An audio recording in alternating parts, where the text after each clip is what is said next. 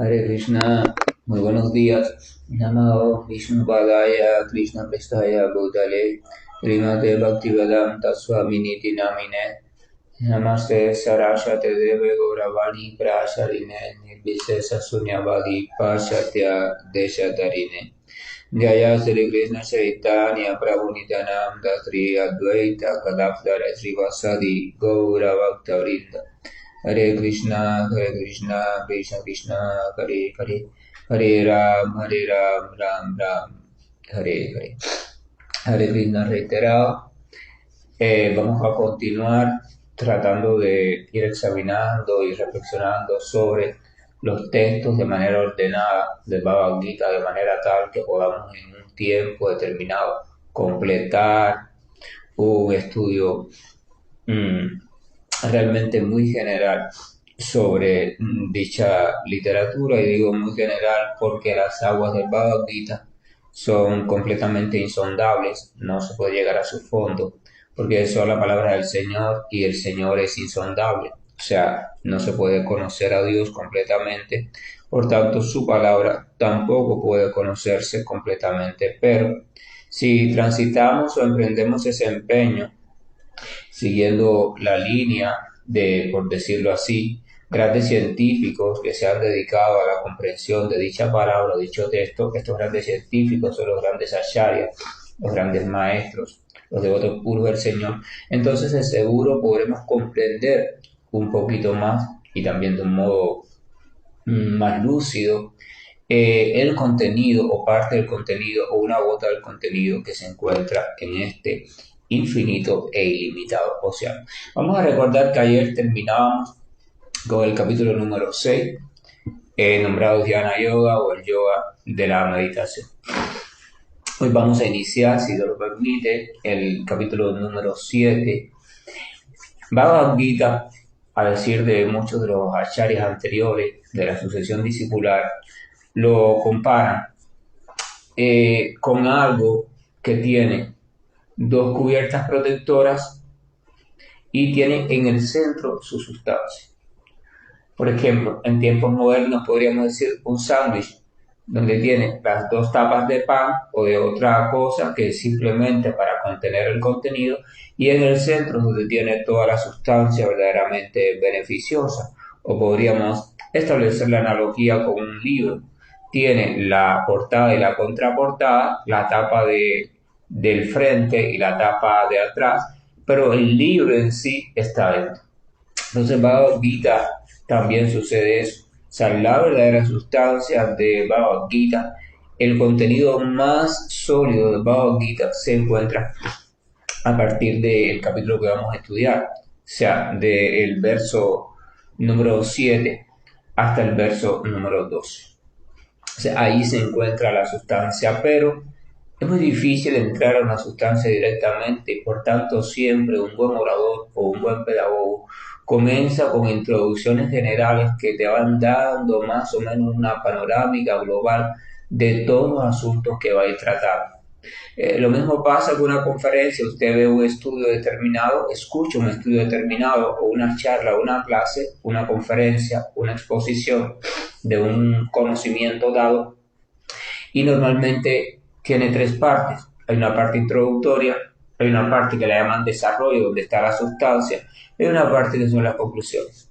Entonces en Bhagavad Gita sucede lo mismo. O sea, Krishna reúne del capítulo 7 al capítulo 12 la sustancia más sólida, aunque en los capítulos del 1 al 6 y del 13 al 18 también hay sustancia en abundancia, pero no completamente condensada y reunida. Simplemente hay como flashazos, anuncios, por decirlo así. Hay simples muestras de lo que es la sustancia esencial o el mensaje esencial de Bhagavad Gita.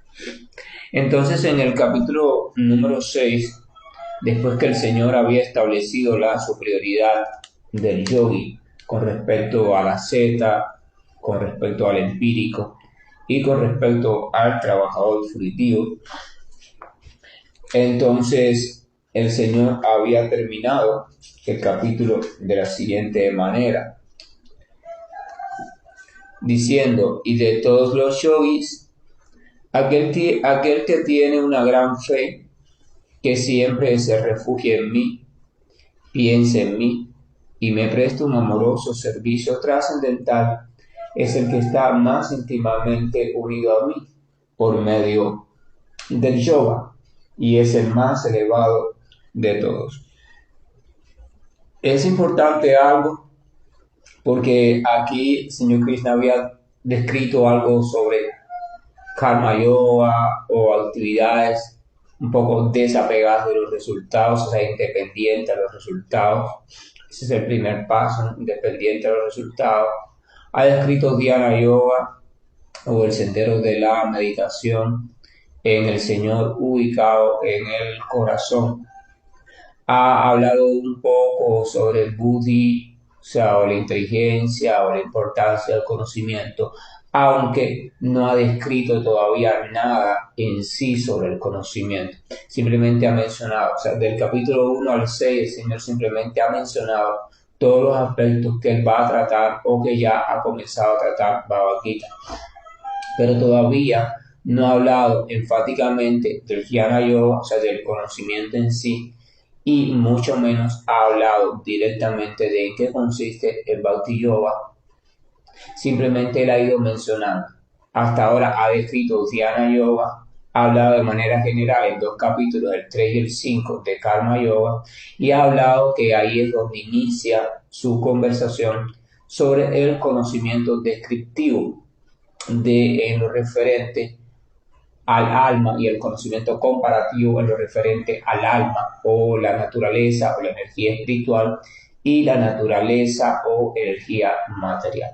Krishna ha comenzado por ahí porque comprende que ese es el inicio de la comprensión espiritual. O sea, el inicio de la comprensión espiritual es que primero el practicante o el buscador se dé cuenta de que todos sus sufrimientos surgen de la confusión, de la falsa identificación. O sea, él ha olvidado quién es y se ha identificado con su manifestación o su personaje en este mundo, o sea, con este cuerpo material. Y por tanto, se ha identificado con todo lo que le sucede a este cuerpo material. Y a eso es lo que llamamos ego falso. O sea, el ego falso toma o establece todas sus clasificaciones o identidades en función de todo lo que está sucediendo a partir de este cuerpo material, sus relaciones, sus percepciones, el procesamiento de dicha información y las conclusiones que saca a partir de dicha información. O sea, la inteligencia, la mente con todas sus funciones y los sentidos están trabajando todos en función de la experiencia que está teniendo este cuerpo material o a través de este cuerpo material. Está sucediendo que el conocimiento está virado al revés. O sea, a la entidad viviente original le está llegando el conocimiento desde abajo, o sea, un conocimiento ascendente. Los sentidos le informan a la mente sobre la experiencia que supuestamente está ocurriendo fuera. La mente almacena una parte, genera otras cosas, otros pensamientos, y después que hace todo eso le informa a la inteligencia, pero ya le informa a la inteligencia con un cuento creado ya. Y la inteligencia, que no tiene mucho que hacer porque en este mundo está nublada, entonces simplemente toma decisiones, pero también le informa las conclusiones al ego, y el ego que simplemente no está trabajando, hace así, se cree las conclusiones y las establece como ciertas y se identifica: yo soy esto, yo soy aquello, o me está sucediendo esto, aquello, o esto es mío, aquello es mío, aquello es mío. Así las concepciones del yo y lo mío, o sea, la posesión y aquello que soy o aquello donde estoy, se convierten en las primeras ataduras y más fuertes ataduras de la entidad viviente en el mundo material.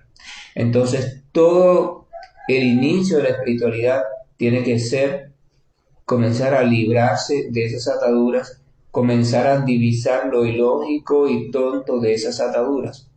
O sea, el inicio de la espiritualidad es en percatarse de que estamos actuando, estamos funcionando de una manera completamente ignorante, incluso ilógica. Uno no lo puede ver porque uno está metido en la propia acción, pero en cuanto uno bajo las condiciones apropiadas se va separando de esa propia acción, uno puede ver lo tonto e ilógico del comportamiento, el pensamiento, la toma de decisiones e incluso de todo el contenido que uno ha asimilado como cierto en este mundo material. Si pretendemos avanzar en la espiritualidad, comenzando por otro punto que no sea el punto de examinarnos comparativamente a nosotros mismos con este cuerpo material y tratar de establecer una diferencia inteligente, si no dedicamos tiempo a ese asunto y simplemente vamos directamente a pasos que van más allá, o sea, más avanzados a ese asunto, entonces nunca vamos a poder comprender bien. Porque es como si usted no aprende primero los números, usted nunca va a poder hacer nada después en el área de las matemáticas. Porque la matemática se basa en los números. Sin números no hay matemática. Sin la posibilidad de cuantificar, o sea, de establecer cantidades y diferencias entre ellas y operaciones entre diferentes cantidades, no hay matemática. Entonces, el ABC, el inicio de la espiritualidad, está primero en llegar a comprender que en verdad mi esencia no consiste, no está en este cuerpo material, en esta mente material, en esta inteligencia material, y mucho menos en lo que yo creo en relación a él. De esa identificación surge todo lo que llamamos y lo que conocemos, surge la familia, o sea, porque familia es todo lo que ha salido de este cuerpo o ha salido de algo que salió de donde mismo salió este cuerpo. Si este cuerpo salió de mamá, entonces si otro cuerpo salió de la misma mamá, es familia. Pero si otro cuerpo salió de otra mamá, pero esa mamá salió de donde mismo salió mi mamá, entonces familia también. O sea, el concepto de familia no es más que todo aquello descrito como la expansión de un cuerpo determinado. O sea, si usted sigue el famoso árbol genealógico, va a llegar, por supuesto, a dos personas, a una pareja ahí, y de esa pareja después se derivan 6, de esos 6 se derivan 15, esos 15 se derivan 38, esos 38 se derivan 100, y cuando usted viene a ver, hay toda una ciudad entera. Pero si usted lo analiza con cuidado y con lógica, usted se va a dar cuenta que no es más que diferentes ramas de un mismo tronco. Así que son expansiones. Por tanto, de esa identificación con el cuerpo salen sus expansiones, como la familia. Salen también sus propiedades, o sea, la esposa, el esposo. No son mi familia, pero mi noción de que o sea, lo mío, de que me pertenecen en cierto sentido, hace que también se incluyan en la concepción del cuerpo.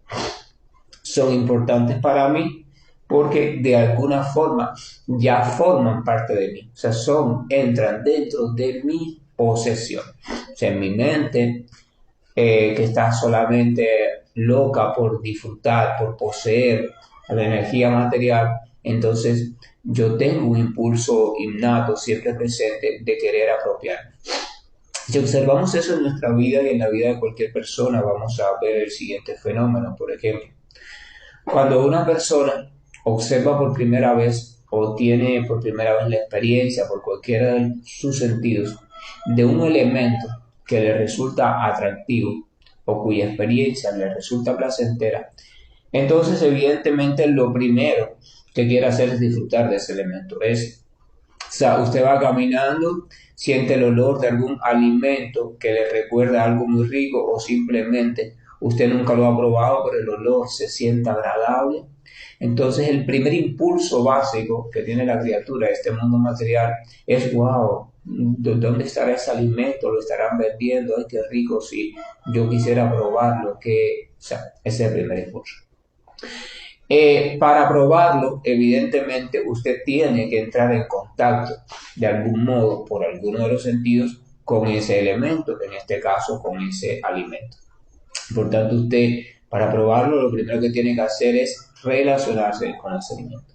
Una vez usted se relaciona y lo prueba, vamos a suponer que está muy rico y sabroso. Entonces viene un segundo impulso, el deseo de poder probarlo cada vez que usted quiera. O sea, ya ese deseo ya no es simplemente relacionarse, porque usted puede relacionarse con algo y dejarlo atrás y continuar. Ahora usted quiere poseerlo. Usted ya no quiere ir a la piscina del hotel. Ahora usted quiere tener una piscina en su casa para usted poder bañarse cada vez que usted quiera y no tener que depender de ser huésped o trabajador de un hotel. Fíjense cómo va evolucionando la cosa. O sea, ya ese es el sentido de posesión, de poseer. Pero ¿qué pasa cuando usted posee algo? Cuando usted se cree que ha poseído algo, entonces usted debe saber que ha sucedido también lo contrario. Ese algo lo ha poseído usted. Usted cree que usted es dueño de ese algo, pero en verdad usted lo que es esclavo de ese algo. Su deseo de poseer, de querer tener para usted ese algo, viene porque ya ese algo lo esclavizó usted. Desde el mismo punto de vista en que la experiencia con ese algo lo atrapó usted y desarrolló usted apego, entonces ya se puede decir que ese algo lo ha atrapado usted. Entonces, realmente, esa concepción de que usted es dueño de algo, de que usted posee algo, es una ilusión.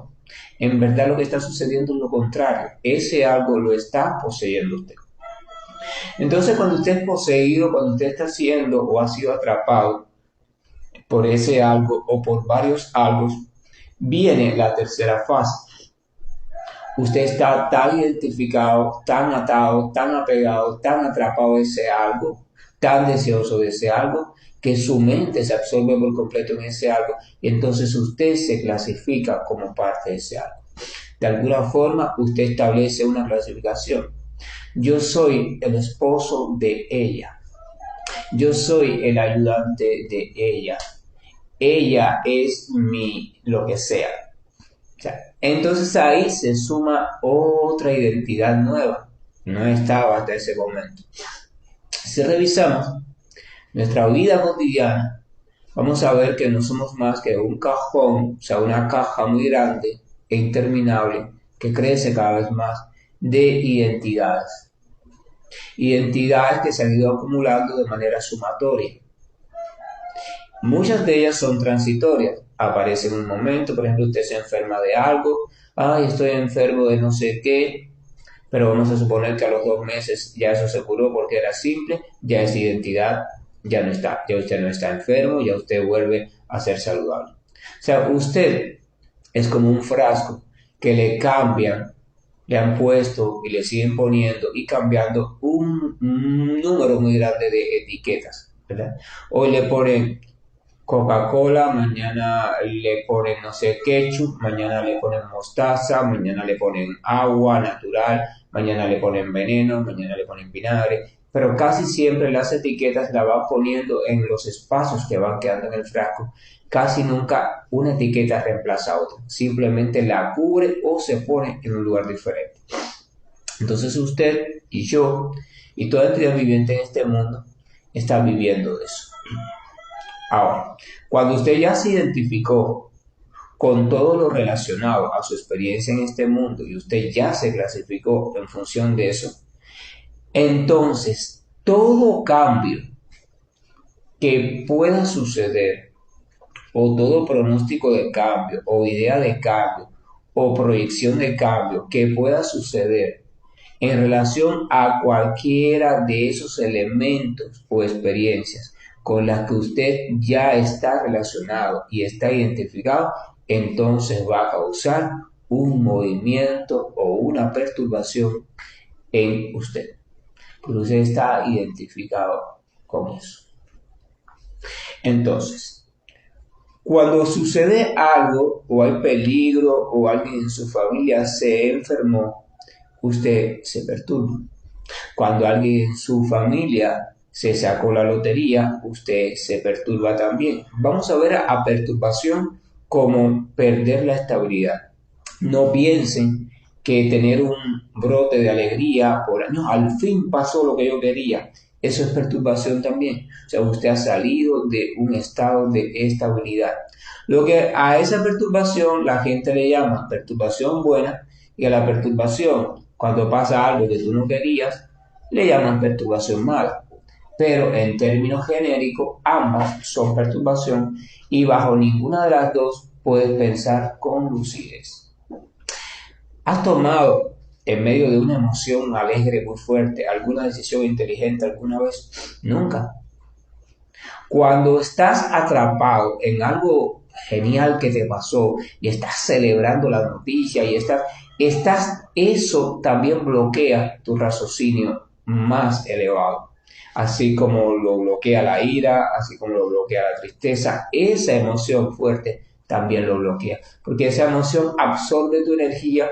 Entonces parte de la energía que deberías usar para la maquinaria llamada inteligencia disminuye y la inteligencia no puede funcionar adecuadamente. De hecho, muchas veces se queda completamente sin trabajar. Entonces usted no puede asumir el acto de discernir de manera correcta. Por tanto, ambos estados son perturbación. Por eso Krishna en el capítulo 2 y capítulo 3 habla a Arjuna sobre la dualidad. Ya le habló sobre la diferencia que hay entre el alma y el cuerpo para que Arjuna establezca la diferencia y se dé cuenta de que todo el estado que él está pasando se debe simplemente a que él se ha identificado, como todos nos hemos identificado, con el cuerpo material y sus expansiones, y por tanto el significado y connotaciones que cada expansión tiene para él. Los primos, los hermanos, la familia, el no sé qué, el no sé cuánto, la religión, las prácticas, los deberes. Toda esa serie de cosas que todos conocemos que forman parte de este mundo material. Entonces, después que le dijo eso, cae en el tema de la dualidad. O sea, cómo esa identificación desde el mismo momento en que sucede ya te sumerge en lo que llamamos dualidad. La dualidad viene o está dada por la naturaleza siempre y eternamente cambiante de este mundo material. La energía o manifestación de la energía material tiene un rasgo o una peculiaridad que cualquiera podría darse cuenta si observa un poquito nada más al mundo y a su propia vida, a su propio cuerpo. No es una cuestión espiritual, es una ley material. Todo está cambiando. Todo está constantemente cambiando. No hay nada que deje ni por una milésima de segundo de estar inmerso en un proceso de cambio. Entonces, proceso de cambio significa que ahora está en una condición y ahorita va a estar en otra condición. Entonces, eso significa dualidad. Ahora es de día, ahorita es de noche, ahora está lloviendo, ahorita va a estar sin llover, ahora hay calor, después viene el invierno, ahora estoy sufriendo, mañana estoy riendo. O sea, dualidad. Cambio en este mundo material significa estar debatiéndonos entre los extremos de la dualidad. Ahora, cuando uno ha situado su identificación en algo que siempre está cambiando y uno se ha identificado con ese algo, entonces evidentemente uno está embarcado o embarcada, porque uno no puede tener garantía de cuándo va a estar bien y cuándo va a estar mal, cuándo tu experiencia va a ser placentera y cuándo no va a ser placentera, ¿verdad? Vamos a poner el ejemplo de una madre. Este ejemplo va a ser un poco quizás crudo, pero necesito que lo entiendan con calma y sin identificarse nadie con el ejemplo, nadie. Simplemente un ejemplo así teórico, sin aterrizar en nadie. Vamos a suponer que una madre vive sola con su hijo. Ella está muy apegada a su hijo, por tanto ella se ha identificado con su hijo y por tanto con el bienestar de su hijo. Cuando su hijo no está en casa, ella siempre está pensando, ¿Dónde estará? ¿Qué estará haciendo? ¿Por qué se demorará tanto? Él siempre llega entre 4 y 4 y cuarto, porque hoy no ha llegado. O sea, fíjense cómo siempre está pensando. Entonces su mente, evidentemente, tiene la tendencia de generar teorías en el orden de lo negativo. Ella podría generar teorías en el orden de lo positivo. No ha llegado porque quizás está adelantando un trabajo, porque quizás simplemente llega a un lugar con unos amigos o quizás está conociendo una chica nueva. O sea, simplemente ya llegará. Pero no, su mente anda sola, anda suelta porque su inteligencia está dormida. ¿Quién ha dormido a su inteligencia? La inteligencia no se duerme sola. Nosotros nos encargamos de darle el somnífero necesario para que la inteligencia se duerma, porque la inteligencia en este mundo nos estorba. El intelecto no, pero la inteligencia sí. Queremos mucha información, pero no queremos usar la inteligencia, porque la inteligencia estorba. Porque la inteligencia a veces me da conclusiones que no son las que yo quiero.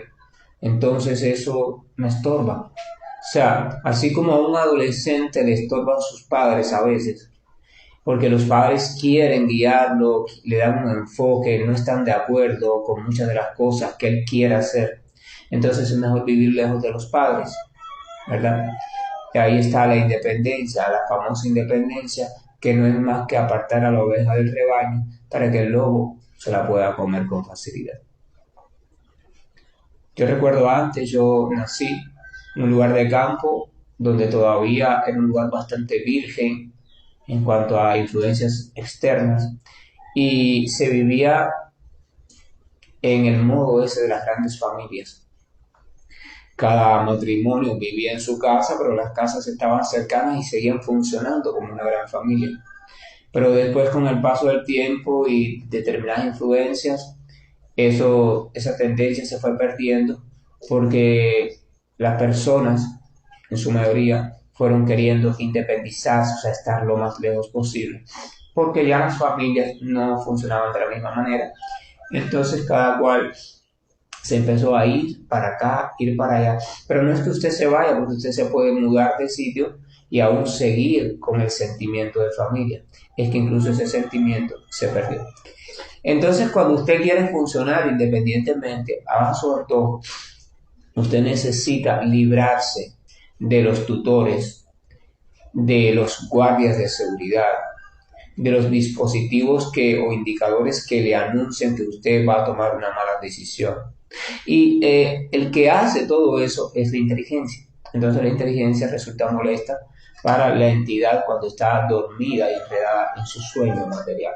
Entonces lo primero que va a hacer la entidad viviente es prescindir, es desalojar a la inteligencia.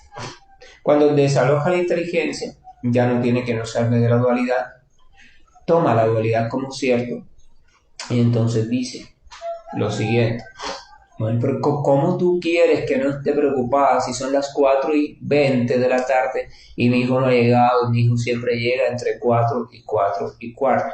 ¿Cómo tú quieres que no voy a estar preocupada si es mío, es mi único hijo y si le ha pasado algo y si esto y si aquello?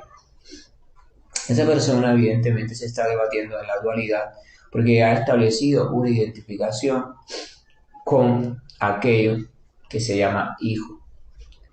Si somos inteligentes y observamos en nuestra propia vida y en la vida de los otros, esa identificación no ayuda en nada al hijo. Lo único que hace es crear una sobreprotección, a veces dañina, y una preocupación excesiva también en la madre. O sea, no ayuda en nada ni a la madre ni al hijo. De esa forma nadie puede ser feliz. Pero ¿y qué hago? Si es mi hijo, soy la madre, estoy preocupada. Entonces lo que tienes que hacer es volver a rescatar la inteligencia. Volver a rescatar tu inteligencia y darte cuenta que tu mente te está fabricando hipótesis, pero hipótesis limitadas y condicionadas. Te está fabricando solo hipótesis que se encargan de hacerte sufrir sin base. Pero ¿cómo que sin base si él no ha llegado? Sin base porque tú no sabes el motivo por qué no ha llegado. Tu mente se ha inventado 4 motivos nada más. Lo asaltaron en el camino, tuvo un accidente, está enfermo y tuvieron que llevarlo para el hospital o simplemente murió en el trabajo. O sea, tu mente te ha dado 4 historias, pero te ha dado las 4 historias que están diseñadas específicamente para que tú aumentes tu sufrimiento. Entonces Krishna le habla a Arjuna sobre la importancia de adquirir conocimiento. O sea, tienes que ver las cosas tal y como son, el conocimiento es importante, o sea, y así lo va llevando. Después le describe algunas maneras de forma general por las cuales puede ir saliendo un poco de esa dualidad, adquiriendo conocimiento y obteniendo el fruto de ese conocimiento. Llega entonces al yoga o a la ciencia en relación con el Supremo y describe Dhyana Yoga y describió de manera básica Karma Yoga también. Pero le dice que aún el yoga no es lo superior. Le dice que no basta con convertirse en un yogi o una persona que quiere establecer una relación con la verdad absoluta, sino que debe de íntimamente ligarse a esa verdad absoluta. Krishna le deja en el último verso del capítulo 6, le deja entrever que aquel que está más íntimamente ligado a esa verdad absoluta mediante el yoga es aquel que ha desarrollado una gran fe, que siempre está refugiado en él, que siempre está pensando en él y que le presta un amoroso servicio trascendental. El capítulo 7 inicia diciendo lo siguiente. La Suprema Personalidad de Dios dijo: ahora escucha, oh hijo de Prita, cómo, mediante la práctica del yoga, con plena conciencia de mí, con la mente apegada a mí, podrás conocerme por completo, libre de dudas. Vamos a la gramática. Vamos a analizar esta frase de Krishna con cuidado y muy despacio. Ahora escucha, Arjuna, o sea, hijo de Prita. O sea, ahora escucha, o sea, le está diciendo, ahora pon atención. ¿Cómo? O sea, la manera. Mediante, o sea, la manera en que, por la práctica del yoga, o sea, la práctica de la ciencia en relación con la verdad absoluta o la ciencia en relación con el Supremo, de la cual ya te he introducido describiéndote algunos métodos en capítulos anteriores, o sea, cómo por la práctica del yoga, con plena conciencia de mí. Ese mí, ¿a quién se refiere? Mí se refiere a Krishna. Entonces, no hay diferencia entre ese mí y entre el nombre Krishna. No hay diferencia entre ese mí y la personalidad de Krishna. Así que podemos con toda autoridad sustituir el mí por el nombre de Krishna y vamos a ver cómo quedaría. Ahora oye, oh hijo de Prita, como mediante la práctica del yoga con plena conciencia de Krishna. O sea, con plena conciencia de la suprema personalidad de Dios. A veces se emplea el término conciencia de Dios o empleo el término conciencia de Dios para no crear mucha perturbación, pero en verdad no es lo mismo conciencia de Dios que conciencia de Cristo. Conciencia de Dios se refiere a cualquier tipo, cualquier gotica de conciencia que tú tengas relacionada con aquello que tú consideras Dios o consideras la verdad absoluta, consideras la fuente de todo. O sea, como quiera que tú lo concibas, de cualquier manera, aunque sea muy general y abstracta, ya el hecho de que tú estés teniendo una idea, una creencia en eso, entonces ya tú estás situado de alguna manera en el estado de conciencia de Dios. Es un estado de conciencia muy general, o sea, donde la comprensión sobre ese Dios es prácticamente nula. Tú simplemente sientes que hay algo ahí y por tanto ya el simple hecho de sentirlo quiere decir que de alguna manera estás siendo consciente de Dios. Pero la palabra tatua significa categorías. O sea, en ese estado de conciencia hay diferentes grados de profundización, así como en tu conocer a una persona y comenzar a tomar conciencia de ella, hay diferentes grados de profundización en esa relación o grados de intimación.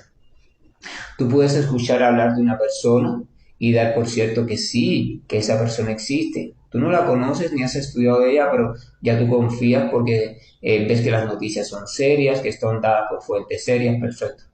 Pero de ahí a que tú vayas comenzando a investigar de esa persona, a que tú comprendas un poquito más de esas personas por referencias de otros, a que tú después te decidas a tratar de por ti mismo entrar en contacto con esa persona, a que después tú inicies una relación directa con esa persona, a que después tú vayas desarrollando sentimientos diferentes en relación a esa persona, empieza siendo conocido, después se convierte en tu amigo, después te convierte en tu mejor amigo, es posible hasta que te enamores de esa persona, o sea, vamos a ver que en esa conciencia de Dios, ese término tan general, debemos entender que hay una gradación, o sea, hay diferentes grados o niveles progresivos de conocimiento sobre ese famoso Dios.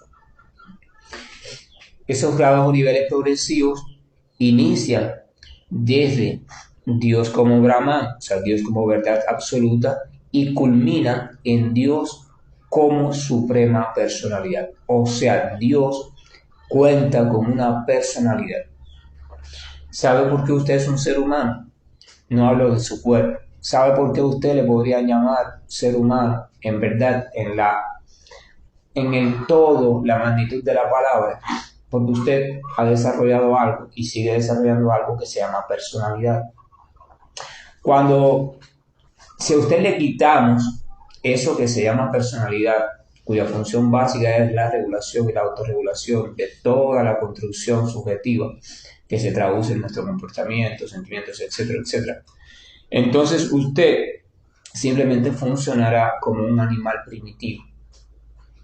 O sea, el estrato o la construcción más elevada, el nivel más elevado de usted como ser humano está precisamente en el desarrollo de esa personalidad, en tener una personalidad y que esa personalidad sea coherente y sea completamente bien establecida, porque esa personalidad es la encargada de dirigir de manera armónica la funcionalidad integrada de todo lo que hay en usted. O sea, básicamente eso es lo que debe hacer la personalidad. Por eso hablamos de trastorno de personalidad cuando hay algún área o alguna pieza de nuestra maquinaria que no está funcionando bien o que simplemente se ha cogido el protagonismo para ello. Y vienen entonces las palabras psicópata, ¿verdad? Sociópata, etcétera, etcétera, etcétera. Hay un desajuste ahí, pero el punto es este: lo más elevado en usted como ser humano, independiente del alma espiritual, porque estamos hablando ahora de aquella maquinaria conocida como ser humano, es la construcción conocida como personalidad. Así que el conocimiento último en materia de ser humano como organismo es llegar a conocer en profundidad a esa personalidad. Entonces, el conocimiento último de Dios significa llegar en algún momento a reconocer, conocer y vivir en relación con la suprema personalidad de Dios. Comprender que Dios tiene una personalidad. Si usted tiene la potencialidad de desarrollar una personalidad, es porque esa potencialidad existe en Dios. Usted no puede tener en usted una potencialidad que no existe en Dios. No puede, es imposible. Entonces, la comprensión última de esa categoría de conciencia de Dios es llegar a comprender a Dios como personalidad. A esa personalidad de Dios se le llama en las escrituras bajo el nombre de Krishna. Entonces, conciencia de Krishna se diferencia del término conciencia de Dios en que es una conciencia armada de o basada en una comprensión muy profunda de aquella generalidad llamada Dios. O sea, es una conciencia de lo más escondido, lo más fundamental que hay dentro de ese término general, Dios. Entonces, conciencia de Krishna implica cualidades, actividades, relaciones, enseres, pasatiempos, deseos, sueños, bromas. O sea, implica todo aquello que está vinculado a una personalidad. Pero en la palabra genérica Dios, usted no puede encontrar nada de eso. Una vez, voy a hacer una historia, una vez estaba predicando, hace varios años ya, en la ciudad de Cienfuegos, en el muelle. Habían otros devotos, unos de aquí de Santa Clara y otros de Roda y de Cienfuegos. Algunos están, otros ya no están. Y entonces había un hombre que se acerca, que parecía estar medio borracho, aunque para mí fingía estar borracho para poderse acercar, y más bien parecía alguien así de seguridad del Estado o algo así. Entonces ese hombre se acerca a decir que él estudió en Rusia, en la Unión Soviética, que él estudió, bueno, en la escuela tal, y el marxismo, y no sé cuánto. Entonces empieza a debatir conmigo sobre Dios, sobre ese Krishna, sobre esa cosa, sobre esa locura, que eso no tenía fundamento. Y entonces ese hombre me pregunta, la pregunta clásica: ¿tú has visto a Dios? Él me pregunta. Preguntarme a mí eso es un caso complejo porque yo soy un poco complejo, y cuando quiero soy muy así, suavecito, y cuando quiero soy muy brusco, y entonces eso depende de lo que Dios me vaya a indicar. Entonces yo le dije, porque simplemente quería ya que se terminara de arrebatar, y yo le dije: mira, te voy a explicar algo porque hay algo que tú no entiendes. Yo no solo he visto a Dios, yo diariamente le doy comida a Dios, yo diariamente baño a Dios, yo diariamente juego con Dios, yo diariamente converso con Dios, yo diariamente le cambio la ropa a Dios, yo diariamente hago todo lo que tú no puedes imaginar con Dios. Entonces el hombre se puso en la mano en la cabeza y dijo: ahora sí estás loco, y se fue. La comprensión de Dios como suprema personalidad, como personalidad, nos da posibilidades reales, no fantasiosas, que no existen cuando lo comprendemos solo como Brahman impersonal o solo como Paramatma localizado en el corazón de toda entidad viviente.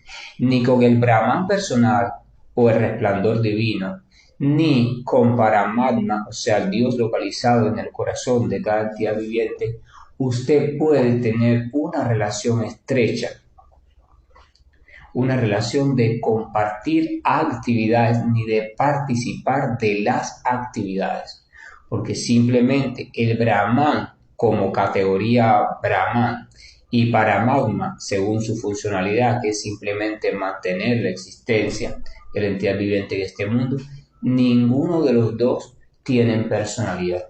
O sea, no se están manifestando como personalidad. Por tanto, no pueden manifestar directamente actividades. Tienen que depender de una expansión para hacer actividades. O sea, el Brahman tendría que expandirse para hacer alguna actividad.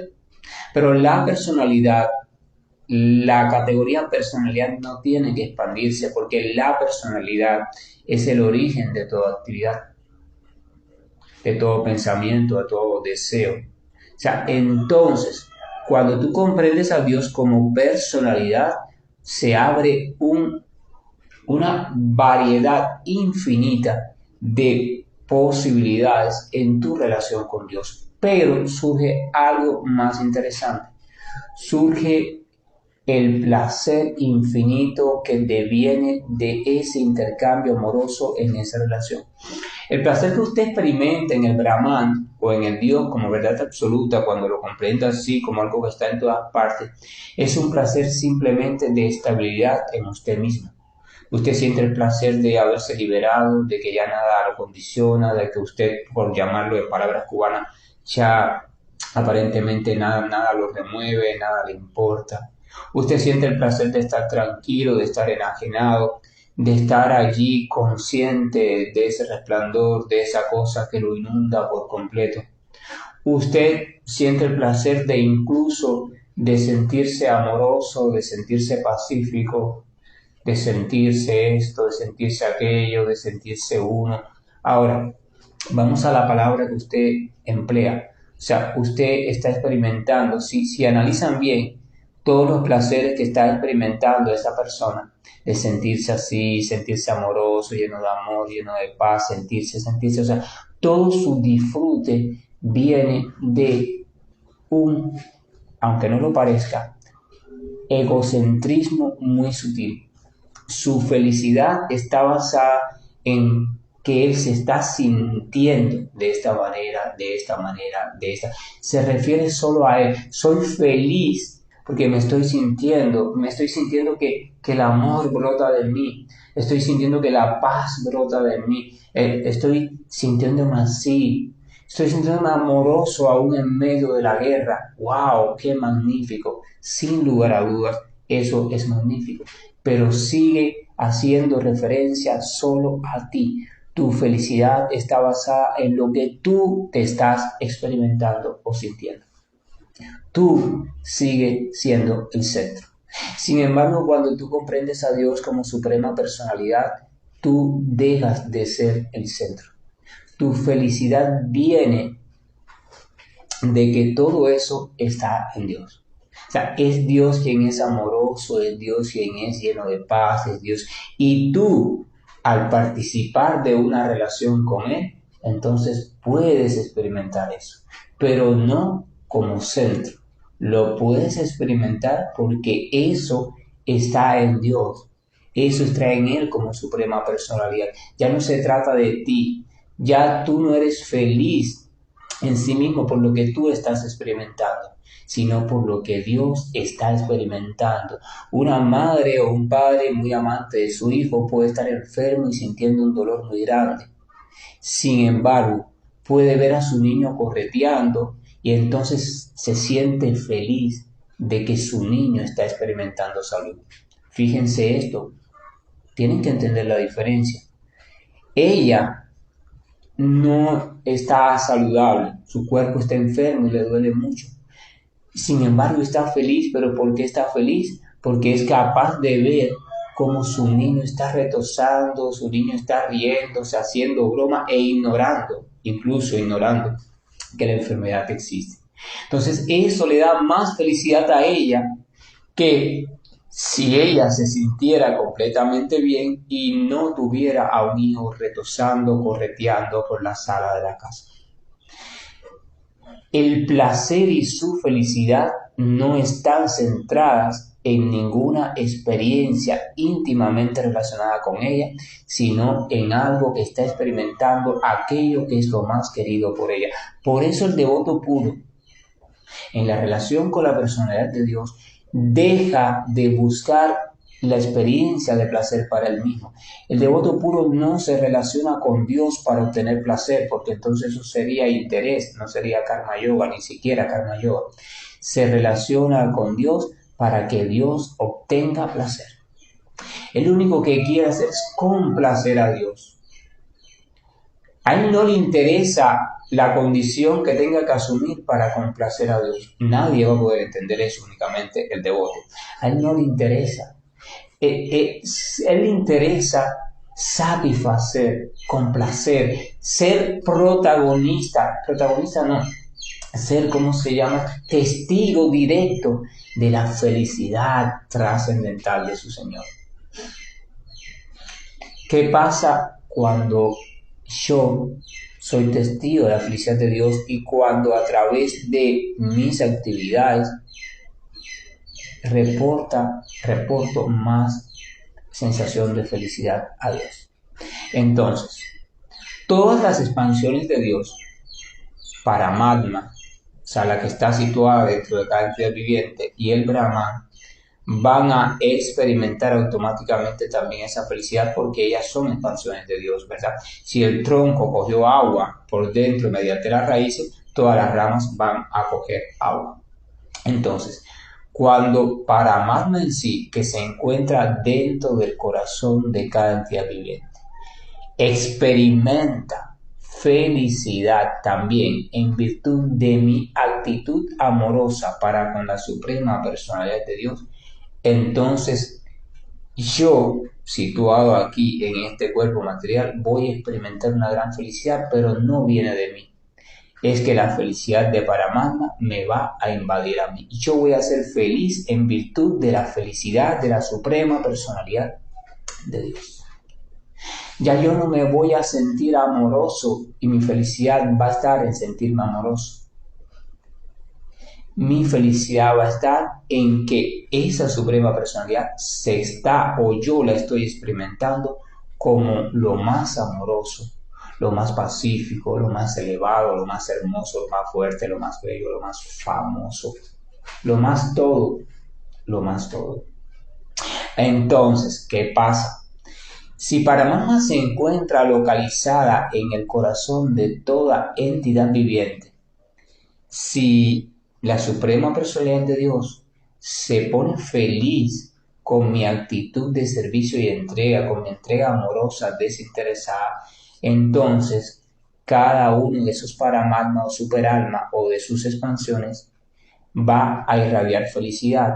Y eso quiere decir que en el corazón de cada entidad viviente va a aparecer una sensación de felicidad. Por eso, por ejemplo, cuando Francisco de Asís, cuando Jesús de Nazaret, cuando Chaitanya Mahaprabhu iban inundados completamente de amor por Dios, por todos los territorios que ellos recorrieron y hablaban de Dios. Entonces, como la suprema personalidad de Dios estaba completamente satisfecho con su entrega, todas las entidades vivientes que participaban de ese lugar, en ese momento, de esa experiencia, automáticamente decían que sentían una alegría sin precedentes, una felicidad sin precedentes. ¿Por qué? Porque el Señor Supremo, situado en forma de superalma en el corazón de todos, en el corazón de cada uno de ellos, incluyendo a los animales, estaba irradiando completamente una felicidad que derivaba de estar complacido con ese devoto, con la actitud de ese devoto. Y esa felicidad, al irradiar en todos, todos la experimentaban, todas las almas la experimentaban y se sentían plenamente dichosos. Entonces la única forma que existe, la única forma absoluta que existe de usted tributar o ayudar a la verdadera felicidad de todo el mundo es que usted satisfaga a la personalidad de Dios. Que usted complazca de felicidad a la suprema personalidad de Dios. Porque cuando la suprema personalidad de Dios se siente feliz con usted, se siente plenamente feliz y le permite a usted participar de esa felicidad, entonces no solo usted, sino toda entidad viviente que se relacione con usted va a experimentar una dicha nunca antes experimentada, que no tiene nada que ver con Brahmananda, o sea, con la dicha espiritual de estar en contacto con el Brahman. No tiene nada que ver con eso. Es una dicha superior. Es la dicha que se experimenta de la relación amorosa y trascendental con la personalidad de Dios.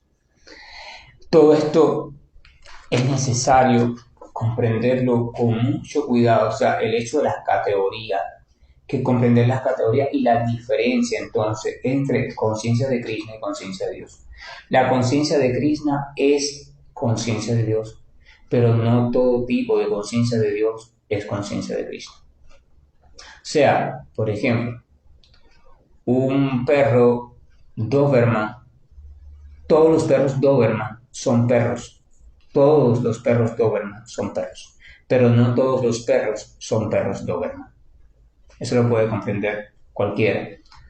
Todas las mujeres son seres humanos, pero no todos los seres humanos son mujeres. Hay una estrechez allí, tienes que cumplir con ciertas cualidades y características para ser clasificado como mujer en ese sentido. Entonces lo mismo pasa. Cualquier referencia o contacto que uno experimente o vaya teniendo con algo que representa a Dios o con alguna noción, ya sea teórica o experimental sobre Dios, ya es el inicio de la conciencia de Dios. Pero conciencia de Krishna simplemente surge o simplemente se le puede llamar a cuando esa conciencia de Dios se hizo muy profunda en conocimiento y llegó a acceder a lo más íntimo de Dios, que es su personalidad. Lo comprende como personalidad y desarrolla en relación a esa personalidad un sentimiento amoroso progresivo que no tiene límites. Si usted tiene sed, toma agua y mientras más agua tiene, más acaba la sed. En el caso de la relación con Dios no es así. Mientras más usted se relaciona con Dios, con la personalidad de Dios, más deseos tiene de relacionarse con esa personalidad de Dios. Mientras más usted se relaciona con la suprema personalidad de Dios, más deseos va a tener cada vez más. No hay límite. El intercambio amoroso con la suprema personalidad de Dios no tiene límite, crece sin fin. Crece, crece, crece, mientras más se ejercita, más crece, no tiene límite. Entonces el texto termina diciendo, la práctica, o sea, ahora oye, oh hijo de Prita, como mediante la práctica del yoga, con plena conciencia de mí, o sea, con plena conciencia de Krishna, con la mente apegada a mí, o sea, la mente apegada a Krishna, podrás conocerme por completo, libre de dudas. O sea, Krishna a partir del capítulo 7 le va a explicar a Arjuna un conocimiento mediante el cual Arjuna podrá conocer por completo a Krishna, o sea, mediante el cual podremos conocer, comprender y relacionarnos con esa categoría llamada personalidad de Dios. Ahora, ¿por qué le dice oye? Le dice escucha, o sea, ahora escucha, porque te voy a explicar cómo esto y esto. Si le está diciendo ahora escucha, porque te voy a explicar cómo puedes conocerme por completo, es porque hasta el capítulo 6 Krishna no ha abordado directamente este tema. Krishna ha hablado de Dhyana Yoga, de Karma Yoga, pero no ha hablado de servicio devocional propiamente dicho. Krishna no ha revelado la ciencia del servicio devocional. Por eso es que ahora le dice, ahora oye, o sea, ahora escucha, presta atención, porque te voy a explicar cómo es que mediante la práctica del yoga con plena conciencia de mí, con la mente apegada a mí, podrás conocerme por completo, libre de dudas. Así que Krishna, ojo, va a comenzar un capítulo donde va poco a poco revelando una información que hasta aquí no ha revelado. La información más preciada de todos, el corazón de Bhagavad Gita. Que la gracia de Dios nos acompañe para que podamos tomar todos estos temas con paciencia, con inteligencia lúcida y podamos reflexionar sobre ellos sin prisa, para que poco a poco podamos digerir con sumo cuidado, porque es muy fácil mal digerir con sumo cuidado este alimento tan pesado. Pesado no porque sea pesado, sino porque estamos en una condición de ignorancia en este mundo material, que es lo que hace que nuestra digestión espiritual sea torpe, primitiva y esté muy disminuida. Que la paz de nuestro Señor nos acompañe durante el día de hoy y que seamos derrochadores de amor. Amén y amén y amén. Pero primero que todo y ante todo, deben comprender qué es amor y qué no es amor. Hare Krishna, buenos días, estoy finalizando la llamada. Hare Krishna, Krishna Krishna, Hare Hare, Hare Rama, Rama Rama, Hare Hare. Hare Krishna, Krishna Krishna.